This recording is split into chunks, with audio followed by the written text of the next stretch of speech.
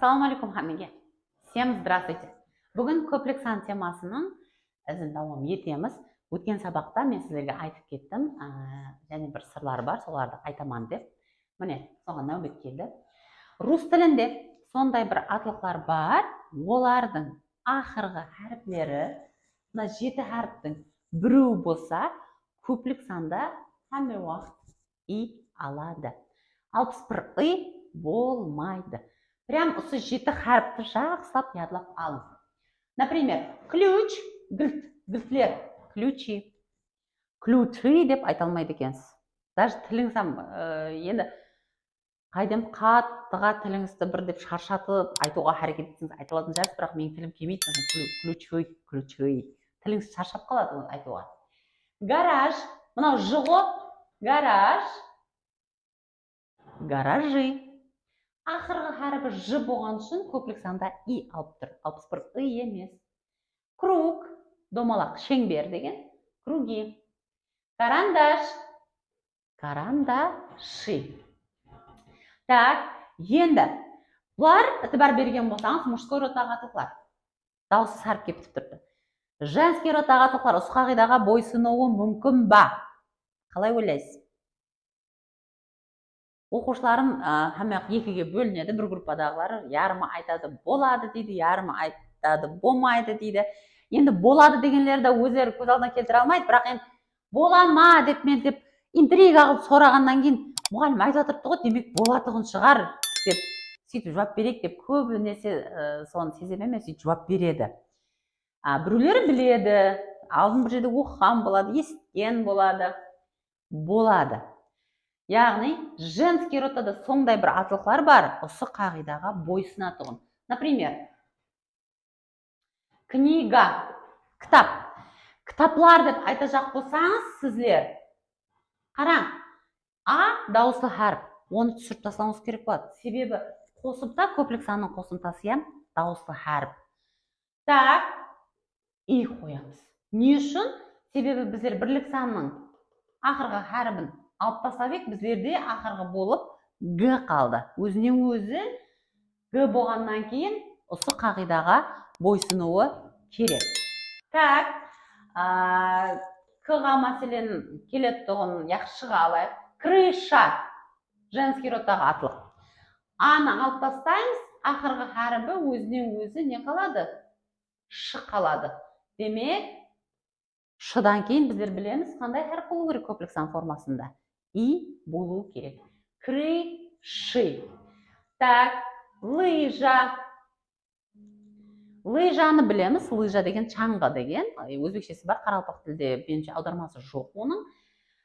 Лыжа, лыжалар деп айта жақ болсаңыз. Лыжи. Енді лыжа деген қандай чаңғы деп сұрауыңыз мүмкін. Біздерде қаралпақстанда бізде пайдаланбаймыз. Не үшін? Себебі біздерде таулы жерлер жоқ. Бұл біздерде асай-масай менен шана ұшады ғой. Соның асай-масай ұзын қиылысы, һәм шанада біздерде балалар деп тізіліп отырса, ода екі аяққа киіледі ұзын. Соны лыжа деп айтады. Лыжи. Енді осы жерде бір ітібарыңызды қаратайын. Мына жерден қараң, ж менен лыжи. Лыжи дегенде қандай сес естіп тұрсыз? Жыдан кейін 61 ый бардай болып естіліп тұр. Лыжи. Дұрыс естіледі, бірақ қағида бойынша жыдан кейін ешқашан 61 ый келмейді. И болу керек. Лыжи. Естіледі, бірақ жазылғанда мына қағидаға бойсындырып жазуыңыз керек болады. Енді жазғанда деп атырман, көпшілігіңіз айтуыңыз мүмкін, біздерге тек сөйлеуге керек деп. Базы біреулер үйренеді, мәселен, резюме тапсыру үшін, собеседованиядан өту үшін. Һәм білмейсіз ғой, біреулер мәселен қаралпақша, жұмыста қаралпақша сөйлескенменен қағазлары орысша болуы мүмкін. Сол уақытында обязательно қағидаға бойсындырып, грамматикаға ітібар беріп жазу керек, һәм істету керек. Сонда сіздің білімлі екеніңіз білінеді. Так, енді алдыңғы сабағымызда мужской род пен женский родтағы аталықтарды келтірдім. Бүгінгі мына қағидамызда да в основном мужской род пен женский родтағы аталықтарды келтірдім. сұрау туылған болуы мүмкін. Средний родағы атылықлар не? Средний родағы атылықлардың өздерінің қағидасы бар. Бірақ средний родағы атылықлар лума қағидаға бойсынып ы менен и алмайды. Олардың өздерінің өзгеше қағидасы бар. Мәселен, о менен бітетұғын атылықлар комплекс сан формасын жасау үшін а алады. Мәселен, окно, окна, слово, слова, айна, айналар, сөз, сөздер. Е менен бітетұғын средний родағы атылықларымыз яға өзгереді. Поле, поля, море, моря. Так, енді е менен бітетұғын атылықларымыз еге біткен үшін я алып кете береді. Бүгінгі берген мағлұматларым сіздерге қызықлы болды деген үміттемен, һәм сіздерге аз ғана болса да пайдам тиді деп те ойлайман.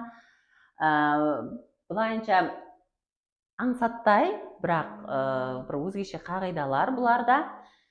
Соларды істетуге әрекет етің. Және бір мәрте қайталаймын, өздеріңіз соны тілге шығарып деп айтпағанша сөйлеуіңіз қиын бола береді. Артқа шегіне береді.